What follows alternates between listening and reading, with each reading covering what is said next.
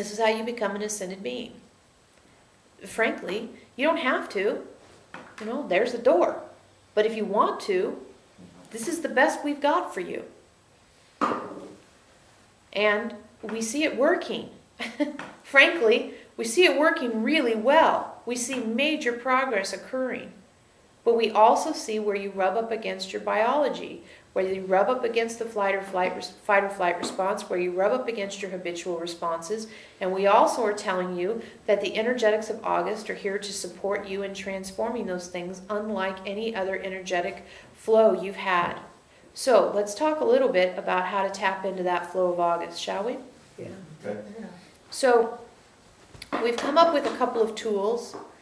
One main tool that we think, or we already have evidence to prove is very, very powerful. And you can start today. Doesn't matter that it's the 6th or whatever. It's just fine to jump on the bandwagon now. And what we'd invite you to do is get yourself some paper or a journal or whatever you like. You can do it on the computer if you want. And each day of this month, we invite you to write down something that you're ready to heal, something you're ready to let go of, a state of being you're ready to inhabit, something you're ready to transform, something that's just done in your life, a way you'd rather be, a preference that you have, all right? Each day you write at least one. You can write 100, you can write 1, you can write 2, you can write 58, whatever. Each day, make sure you write at least 1. If you get triggered by something, that'd be a good thing to write down. This is a multi-purpose list. Can you say that list again? Anything that triggers you, anything that you prefer to have differently, anything you're ready to heal, anything you're ready to release, anything that you're ready to transform, anything you're just ready to dump, drop, be done with, any state of being you'd like to experience, any agreement you're making with your soul. This is the month to get clear about what you're ready to have be going on for the next 2 years. Okay? Wow. Yeah. So each day you write something down. At least 1, as many as you want. Commentary, you can put a sentence, you can put a paragraph, you can write a book. Do not have a lot of rules around this, okay? This is yourself giving yourself permission to explore what you're ready to change in your life.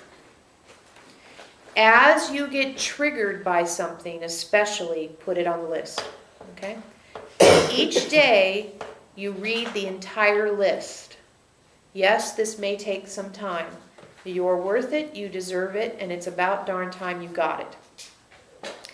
You read the list, and you don't just buzz through it like you're reading the stock report, all right? You read the first one, and you let it sit within you and see what comes up. Do you still feel the same way about it?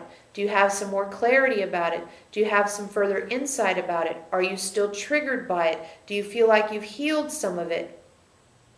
Okay? On to the next one. On to the next one. On to the next one. On to the next one. You can start to see themes in the things you write down. Those are important to be aware of. Each day, add at least 1. Each day, read the entire list. And be with the entire list. Don't rush through this. The energetics of the month are fueling this process, so you may as well get on it and ride. Okay? Now, Randy, we know you've had the most time to spend with this, and we would appreciate it if you'd be willing to share what it's been like for you, and maybe some tips if you found tips in there. Yeah, it's really, I've been doing it since the first. I had a private session with Eloheim and we came across this tool. So I started it on the first. So I noticed yesterday when I added, what I've been doing is adding my trigger, my reaction to my trigger, and what I think the lesson was from that. And I'd have to sit with that for quite a while sometimes to process all of that. And several times there was more than one trigger. I've got about, I don't know, 6 or 8 pages already.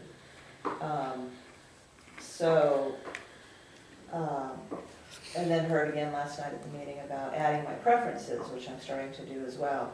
And I've noticed, I forgot when I wrote down yesterday, and then I had forgotten what I had written on the 1st through the 3rd, and I went back and reread what I had, and I realized there was the same theme running through everything. And like I said, I don't even remember what I had written, and all of a sudden, you know, lack of control here, there's lack of control here, no control here, this is no, I go, pooh, every single one of these. And I would have never put a finger on that had I not had it written down there and been able to go back through it. It's been a really powerful tool in shifting, in very quickly, things that were not really conscious that came up just because I had written them all down. And just the littlest, even some of the things I wrote triggered something else. And so I'd write that. And then it's like, there's one layer, and now there's another layer, and there's another layer. So it's like peeling the onion yet once again. But it really works, and I do it at the end of the day and kind of think back, but I remember during the day of something, if I was triggered by something, I would stop in that moment and think about it anyway, and then write it down later at the end of the day. But you can do it, I just say however you want. So, yeah, it's a great idea. And then going back really helps. Yeah, and the point here is that as you reread the things you've written before, we really want to put a fine line under, let yourself be re-triggered if you are. You know, if it still triggers you, that's important. If it triggers you in a different way, Yeah, that's important. that happened too. If it doesn't trigger you at all, that's important. Like you shared the utility bill, right? Do you mind sharing about Yeah. that? Yeah, the first day our utility bill came up and I got triggered because it was hot. And wow, what's that all about? So then I wrote that down, the trigger, and what was my reaction and what I thought about it, and then looked back again. Is that what you mean? Look back again, and I got a trigger about something different about it. Some more things started revealing themselves around what that trigger was all about. What was actually bothering you about it? Yeah. Yeah. It wasn't just, God, do we have enough to pay it? It was control and... Yeah, absolutely. It was, the big issue was, I don't have any control. Mm-hmm. Yeah. It wasn't, I can't afford this.